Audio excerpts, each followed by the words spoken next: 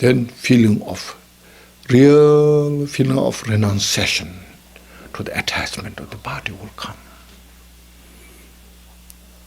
Attachment of all these things.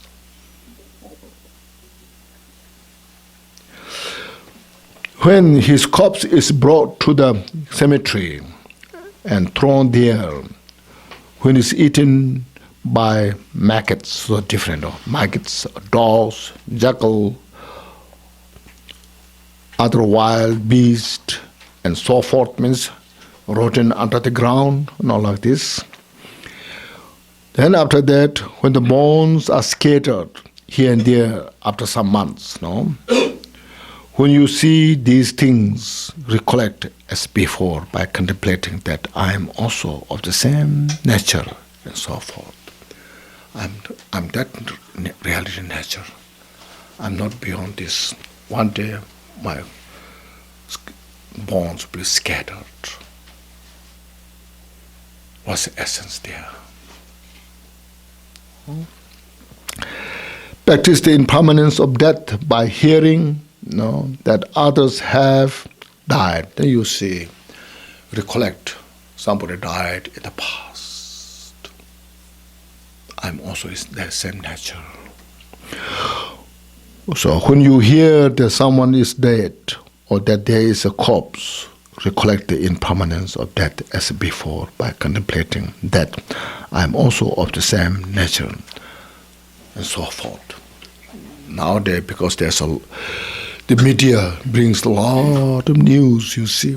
In some places that people fight, 100% people dead, or many are killed, they're dead.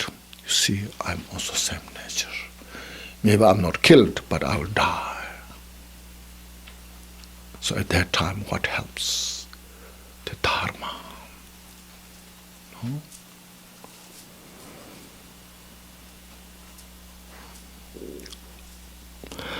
Practice the impermanence of death by recollecting as these others who have died, recollect the dead, young or old. See, there are some are died young or some are died old who accompanied accompanied you in your country, town or home.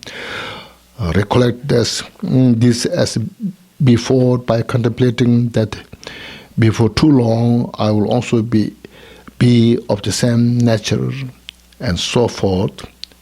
It's, so look at this. Now this all step by step reflect on the impermanence. It says in the sutra, since it is uncertain which will come earlier, tomorrow or after here, or hereafter. We plan for tomorrow, actually which come first, we don't know. Means tomorrow I'll be alive or be dead.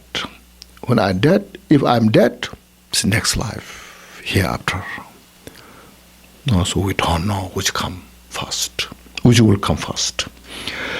Then without making effort for tomorrow, one should get ready for the hereafter.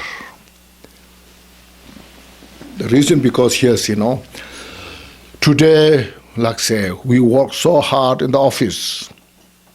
Not just for today, isn't it? We're working hard for tomorrow, for next year, isn't it? So it is very logical. We have to make effort, not just only for this life, for next life, prepare. For next life, what? Practicing the Dharma, keeping the 10 virtues, avoiding the 10 non-virtues.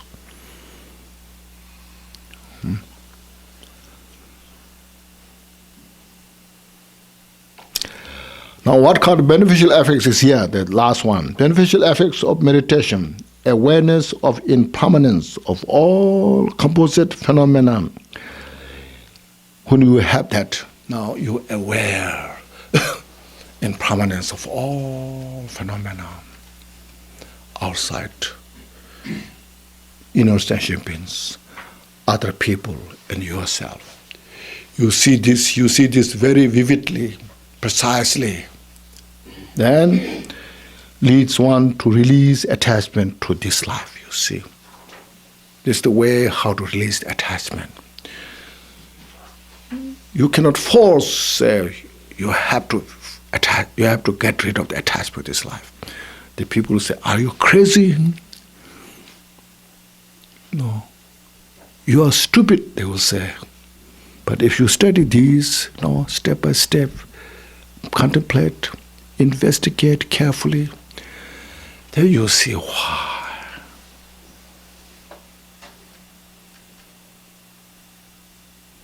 Just you see, I mentioned Milarepa's life. He said, I escaped the mountain because of the fear of the death. See. Then I practiced persistently because of contemplating on the uncertainty of the death. So through that I captured the fortress of unchanging realization of the enlightenment.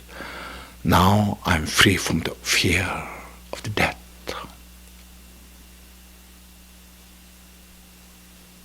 Now he's free from all the fear. Even death comes now, see, he will enjoy it. That's the purpose, you see.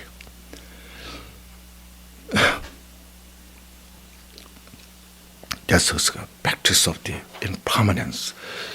Truly help us to free from the attachment of this life. Then you are not care of your status.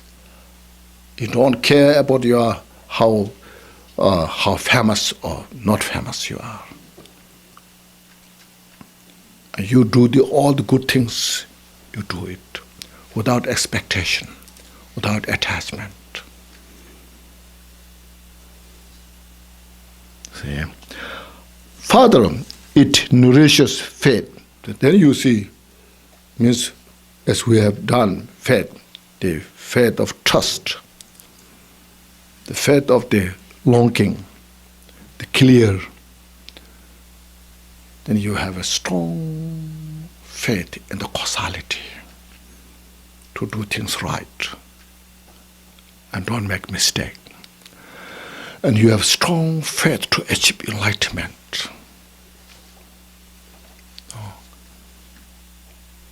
I must practice to achieve Buddhahood. And those of great qualities, Buddhas, Dharmas, Bodhisattvas, then you have a strong faith of trust or like clear devotion. It's called, which nourishes faith. And supports perseverance. Then you practice every day.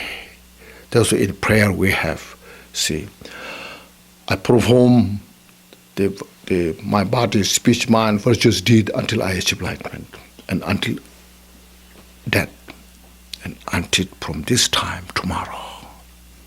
This is what it means. I practice now. I can't wait.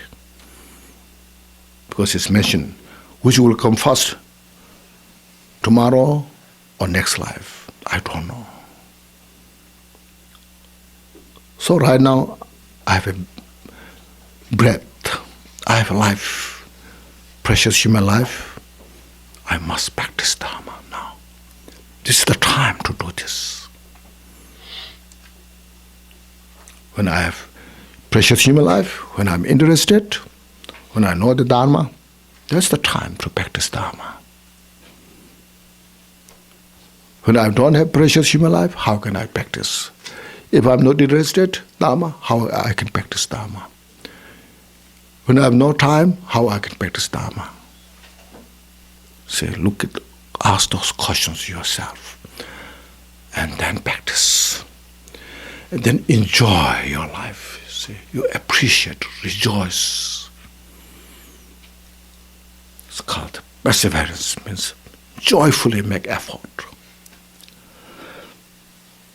And quickly frees one from the attachment and hatred. See, as I mentioned, by practicing the impermanence, meditating, is the first forceful and easy to get rid of the attachment, hatred, aversion. So enemy, that person also is impermanent, illusory nature, subject of change. If he or she dies, then what's the benefit being resent? So release hatred. Attachment as well is illusory nature, impermanent. Release attachment and make your mind free, achieve the freedom. The real peace comes from there. No? And you enjoyed your life so much.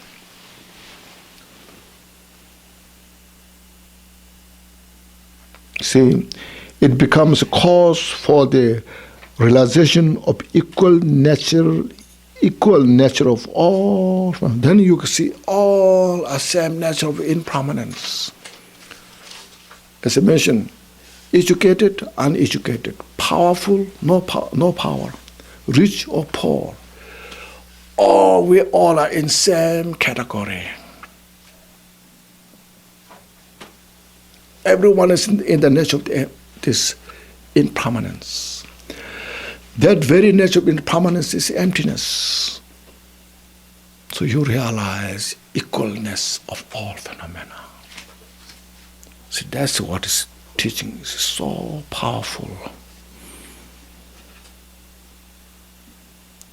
And you get much more benefit by contemplating impermanence than like highest yoga deities, which we cannot visualize clearly in the first place.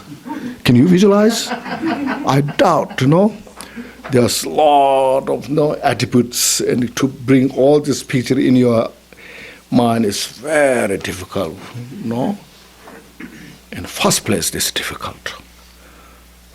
And we don't have enough time to practice those.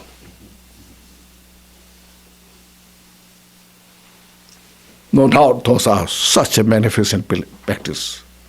But for us, it's impermanence. You practice in 1 second. In 1 minute, you just practice and you get the benefit there. And it's reality nature. You see it. You know it. You aware it.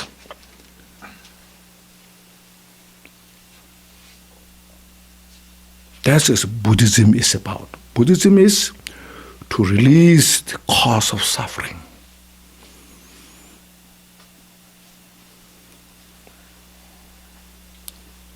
See, make yourself free.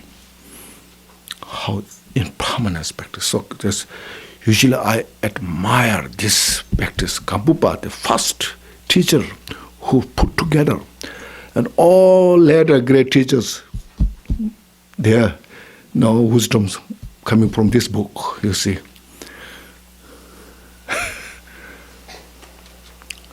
That means how skill he has, you see.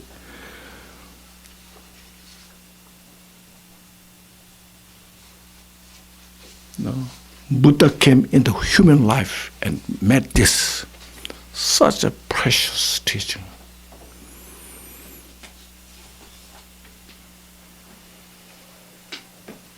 When you are so agitated, your mind, bring this book, read it, just reflect on this. Take 5 minutes. Meditate. It cools down all. It smooths all. That's called blessing of the Buddha. Blessings to Dharma.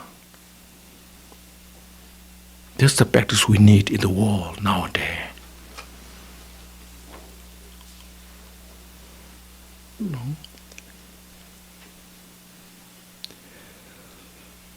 This is the 4th chapter dealing with the impermanence of all composite phenomena from the jewel ornament of liberation, the wish-filling gem of the noble teachings. Yes, what Kevin? He's raising his hand so much so.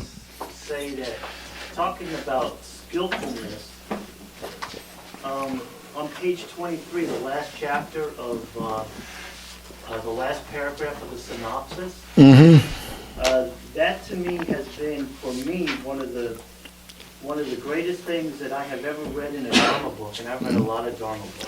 That's wonderful. I'm so kind of pleased to hear that you got something. What's that? You read? Before one can realize Mahamudra, one's own mind first, the practice of impermanence must be used as a very effective way to release attachment and hatred. Progress becomes very easy because all phenomena are impermanent. Just contemplate and maintain awareness of this through recollection. Live moment to moment. When mind has full awareness of impermanence, realization of Mahamudra is not difficult. And this is the big part. Because understanding the most subtle nature of impermanence is the same as the realization of Mahamudra. You see. It's the introduction? Yeah. Okay. Oh, this is some wisdom. That was written by a really great master. Oh, okay. That's wonderful. You see, so that's why I say, read this book carefully. Contemplate. No.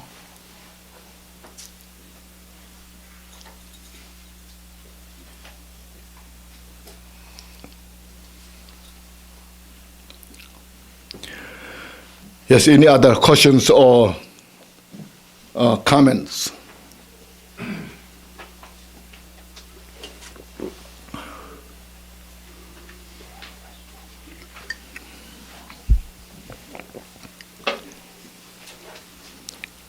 So this book, you see, as I mentioned, it explains the philosophy of nature of that, like impermanence.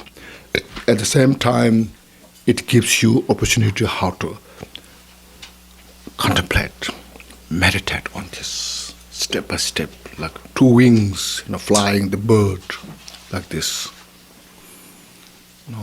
It's very precious. That's what it's called, practicing lineage. First you analyze, and put back this other side. It's not that. Well, your understanding put into practice. Then it becomes fresh. The Dhamma becomes alive.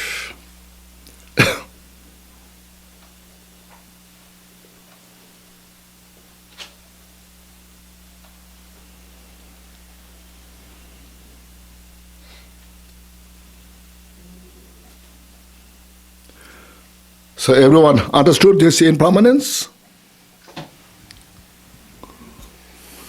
Nobody gets out of here alive. Cannot get out of here, isn't it? You are now without choice. You are sink into impermanence.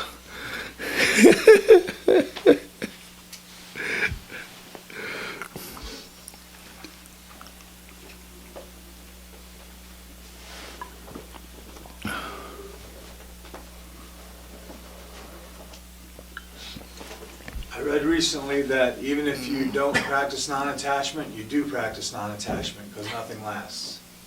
Even if you don't intend to practice non-attachment, you end up practicing non-attachment. You do?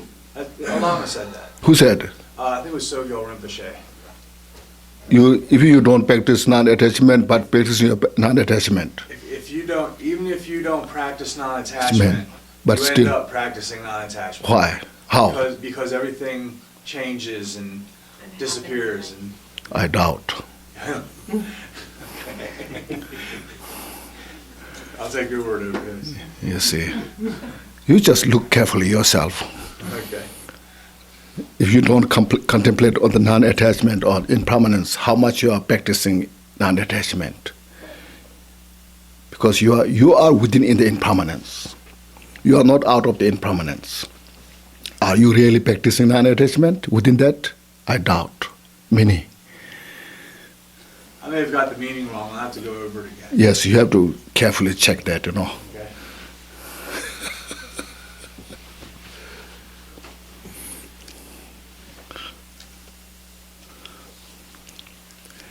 These Dhamma practices are so important, say, carefully, as I mentioned, with a prudent mind, capture the meaning of these. Sometimes the teacher said there's a good, there's a bad, good, bad, doesn't matter. That's okay. Good is good, bad is bad, doesn't matter, don't care, It sounds very eloquent. Elegant? Sounds very interesting. But you have to look carefully, what is that? So bad is bad, you no need to give up. Good is good, you no need to get it. Sounds good, isn't it?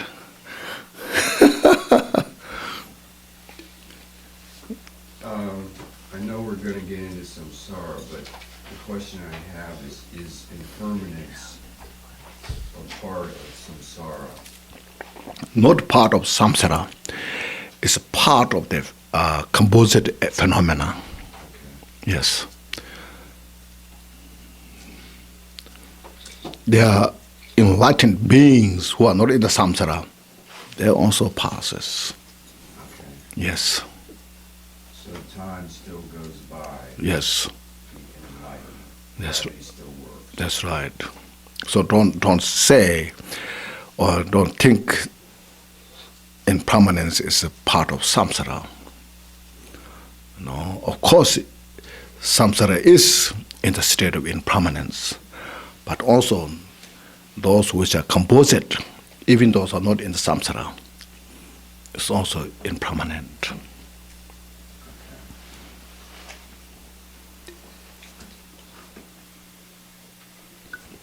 What?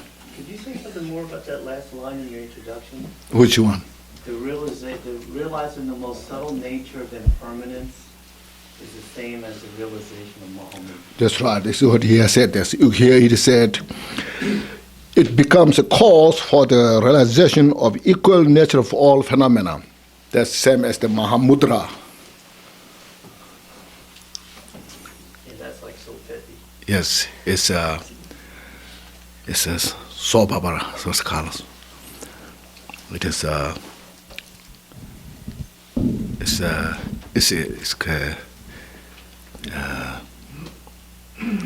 we just make interest on that and meditate enough. That's important. You just meditate, relax, and then contemplate on all this impermanence.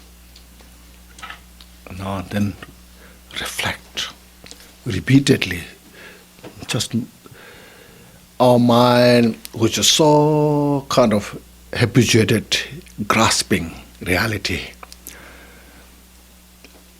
is very stubborn by some intellectual awareness. So you need to repeat again and again. So it becomes a part of your life, not part of a philosophy.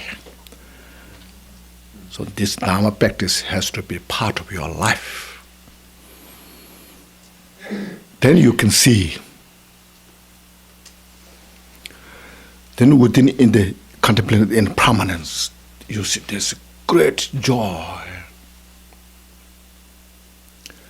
confidence, fearlessness will manifest.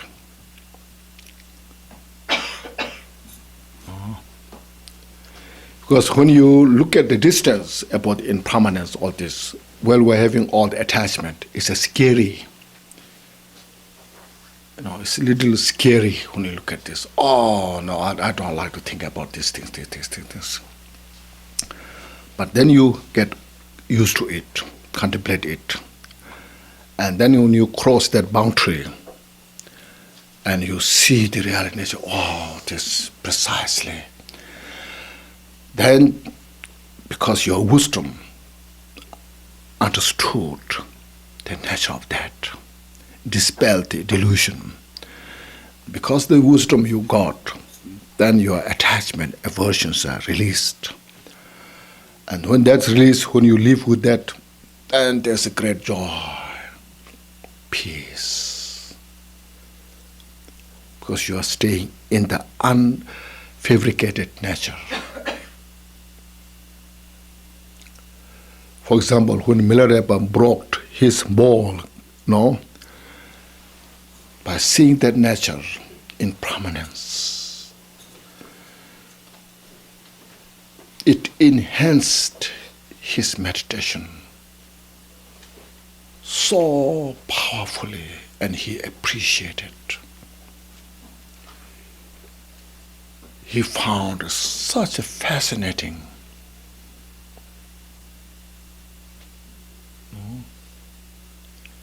And instead of his worrying about how to get his next part, he's just saying, thank you for this precious Dharma teaching.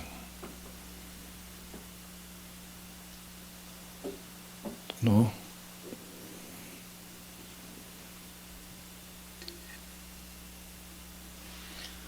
The nature of mind is not composite. The true nature of mind is not composite, right? So it's not it's not impermanent. The ultimate nature of mind. Don't worry about that now. Okay. First you practice this impermanent. Okay.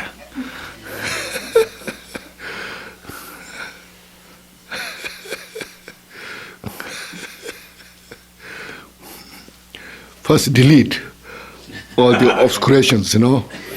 If you Next time I have a question, I'll yes. If you delete all the obscurations, then natural mind will manifest.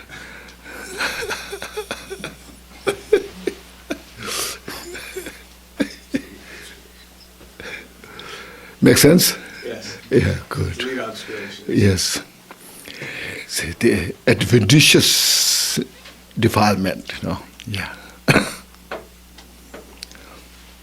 Okay, thank you so much.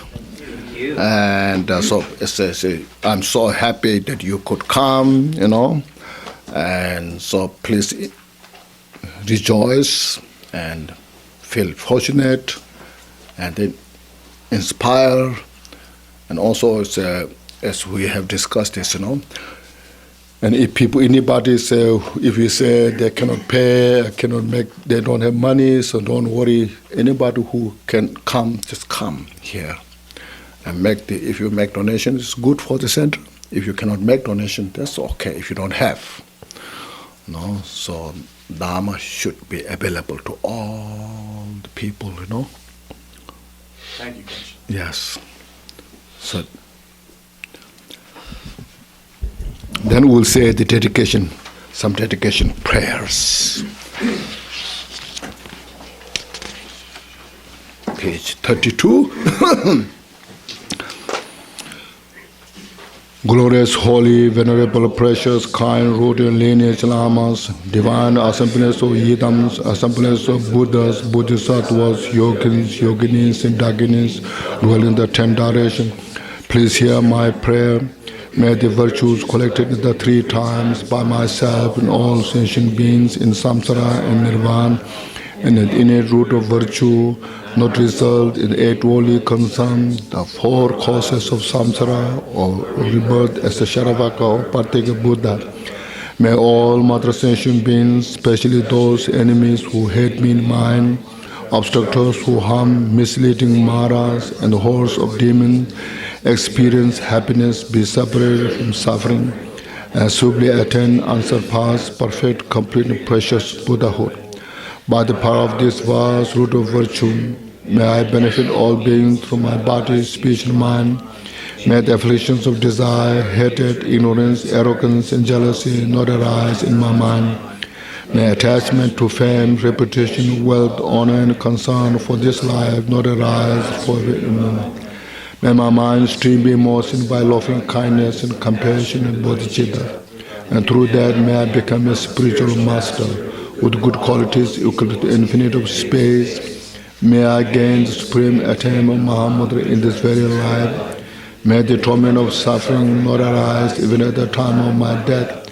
May I not die with the negative thoughts. May I not die confused or wrong view. May I not experience an untimely death. May I die joyfully and happily in the great luminosity of the mind as such, and pervading clarity of Dharma Dhan. May I in any case gain the supreme attain the Mahamudra at the time of Bardo and dawn.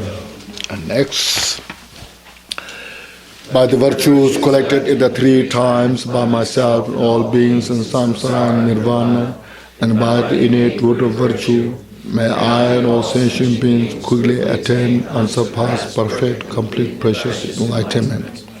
May the teachings of great Dikumbha Rana Shiri, who is omniscient Lord of Dharma, Master of interdependence, continue and increase through study, practice, contemplation, and meditation until the end of samsara. Thank you.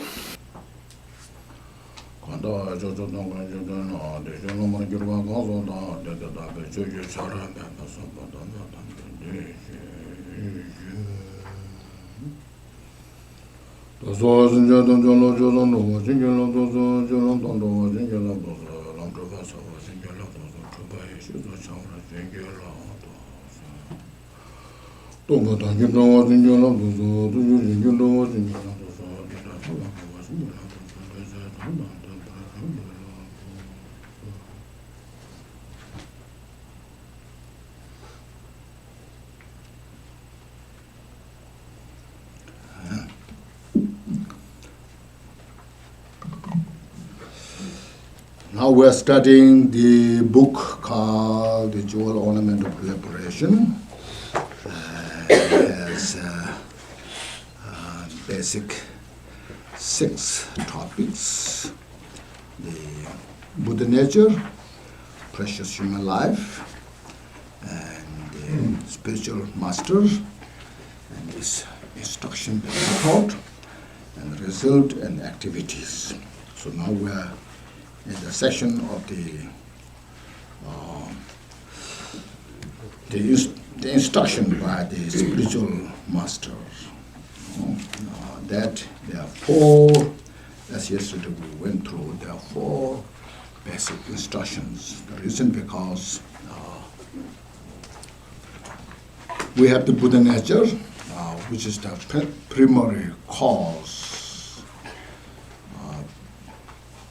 that which is the seed of the enlightenment, that nature is free from all the suffering and delusions. Yet it is obscured by the, based on our confusion, which is caused by the ignorance, fail to recognize that Buddha nature. So we suffer endlessly. So to free from that kind of suffering, then we need a lot of all the necessary causes and conditions. So one of the first important is the precious human life, which describes here the leisure and endowment and the faith. When we have that much is not enough, then we need a spiritual master. So why we need a spiritual master, all this explained step by step. Without the guidance, we cannot free from delusions. Those the 6 or 5 topics which describe the spiritual master. Even though we may have spiritual masters, but then we individually need our mind to reveal the Buddha nature. That we fail to recognize them through the 4 obstacles, as yesterday mentioned. We attach to this life. Because of being attached to this life, then we cannot free from samsara. Or we attach to the pleasure of the samsara. Or we are attached to our individual peace, not for all sentient beings. And the 4th, we fail to cultivate the principal method to achieve the complete Buddhahood. So to free from these 4 obstacles, so we need the spiritual master's teaching, instruction. So we meditate. what he is saying is that, the way how things abide, function, and the way we perceive are two different. We don't perceive directly how things are functioning. We perceive artificially. That's what it's called fabrication, contrive. So to get rid of that, the fabrication, the artificial, just for this life, you see, how things are impermanent. Because we perceive artificial. Everything's like a concrete, real, substantial. Then we attach to this life so much. Because that's, the afflictions of this life. So that is kind of like a tyrant force that we kind of deliberately create a cause for the suffering. So to avoid that obstacle, the afflictions, then first look at the impermanence of all phenomena. So as yesterday we went through step by step, the gross type of impermanence. First you look at how everything's start, and at the end how it dissolves, even this whole universe. Then more subtle, look at the 4 seasons, how it's changing every year. A country with its 4 seasons. And then day and night, how it's changing. Then is how it's changing from morning to evening. Look at this. That gives us a good picture. So that changing means it's not real. No. So it's changing means not real. Everything's just manifesting. Even look at you yourself. Morning I feel good, fresh, and the afternoon you're tired, exhausted, and then not feeling not good. Even you cannot trust to yourself. We cannot trust our own mind. Because we want to do something, the mind takes another direction. It's changing, keep constantly. So this is the way how to see things through carefully. So that when we see everything's changing, manifestation, then it's just a reflection. And all the changes are taking place according to the cause what we have created. It's constantly changing according to the cause we created. Now, so look at this. Then it says, we all, as we know, whole world, everybody, we all know will die one day, will age, will get sick, but we don't know how to prepare for that.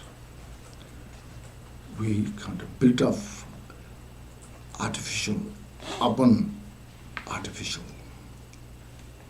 create one fabrication, and then to cover up that, create another fabrication.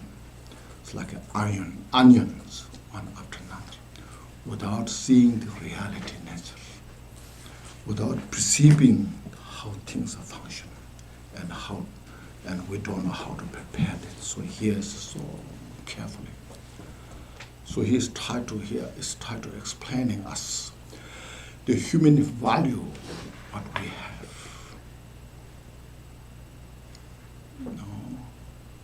The human value we can manifest through the perceiving the reality nature of the phenomena, not from artificial. The human nature is peace and happiness. Because that we just, no matter what kind of, as usually I say, no matter what kind of religion we believe, culture we have, educated, uneducated, rich or poor, naturally we are just dominated by the law of the reality, desire for peace and happiness, desire to free from suffering. But then we have failed how to create that, manifest that. So look at the impermanence. Everything's changing. Then you see that, live with that. When we could live with that, then see, there is a great chance to dissolve our attachment to the reality, what we perceive.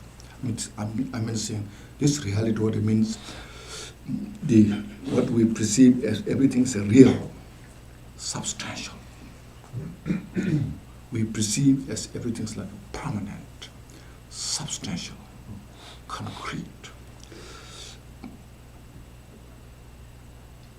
Now, when we see this impermanence vividly, directly, then see this all concept of those permanent, concrete dissolves.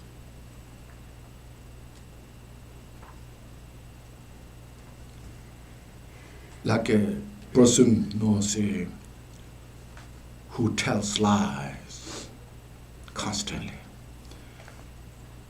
and he covers up all those, and then in the group, somebody comes, proving, you told like this, this, all just proved. Then he is paralyzed. All his covering is paralyzed. Nowhere to go. There's nothing to prove. Like this, all our afflictive emotions have no place to go now. There's no place to attach. There's no place to hate, grasping. Then you see, at that place, then you see the real nature of the mind is coming up. Then there's real peace, it's a happiness, you see. Just look at the beneficial effects yesterday, you see. Free from attachment, aversion, and the equality nature of all phenomena, see.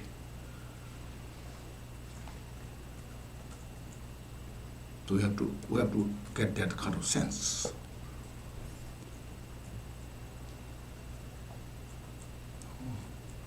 So I remind you, when you ask questions related to the subject. What we're discussing, When we are discussing, like today we'll go through the suffering. So you ask questions about the suffering session. Don't go here and there,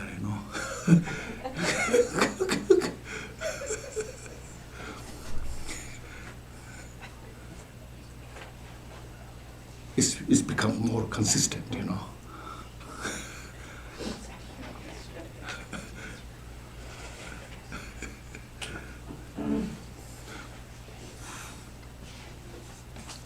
So that's impermanence why we're studying. How to release as is mentioned, how to release our entanglement, how we're entangled in the delusion. Now, so when we have no concept of impermanence of understanding of that, how much suffering we have. So much suffering is there.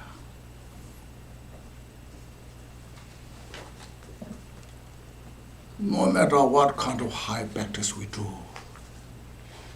it's all those high practices become an aid, support for our attachment, for our disease, called the ego, no? To kind of those all high practices becomes a support to establish more ego, more attachment. If you don't know this impermanence and the suffering. When we know this impermanence, as I mentioned, the word impermanence means it's not real. Everything is not real. See, it is impermanent to the whole. It's momentary.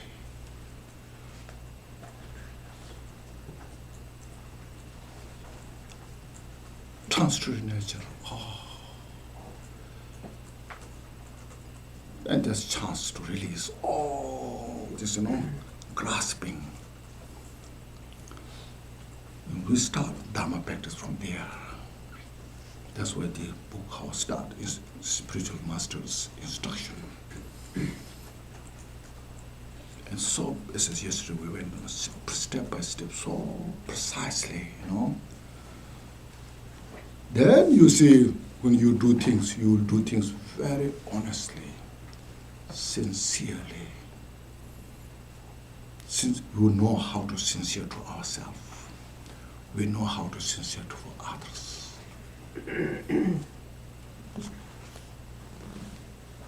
So this is a way how to measure, how to bring up our human value.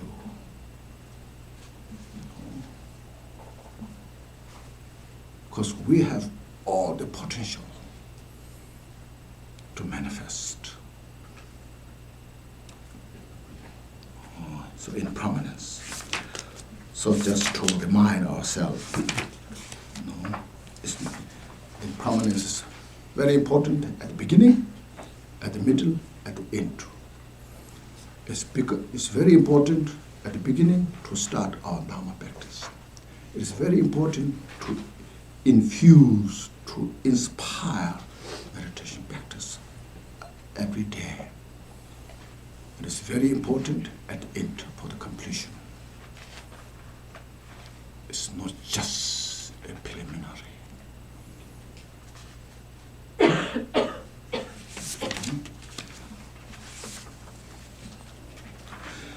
So read the life story of the great masters in the past. They dedicated their whole life because of this.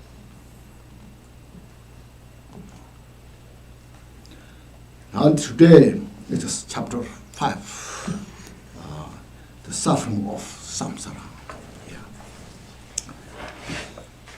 Now we studied impermanence. We get some sense. And now here saying, you may think that it is fine that impermanence causes us to die, and because you will be reborn again.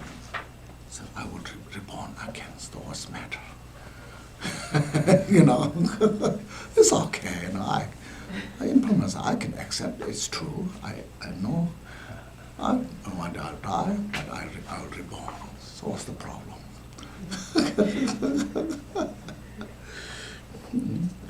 Once you are reborn, you will have an opportunity to enjoy all the glorious pleasure of gods and humans.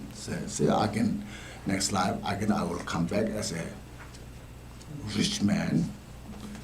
And I will enjoy all my life. So no problem.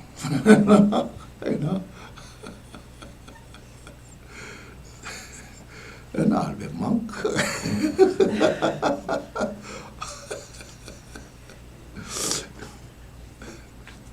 Now, to enjoy all the glorious pleasure of gods, humans, and that will be sufficient for you or for me. Yes, for you, especially for me, sufficient for me. I will eat a nice breakfast and go for work, come back in the evening, have a nice dinner. So that's enough. A nice house, so enough. That's sufficient. So now, if you have that kind of thought, saying, such thinking, toughifies one who is attached to samsara's pleasure. So we're attached to samsaric pleasure. We don't know behind that. We don't know underneath. Say, as the antidote to this attitude, one should meditate on the falls of samsara. It's not just, of course it is antidote, but not just like a chemical antidote, artificial antidote, but to real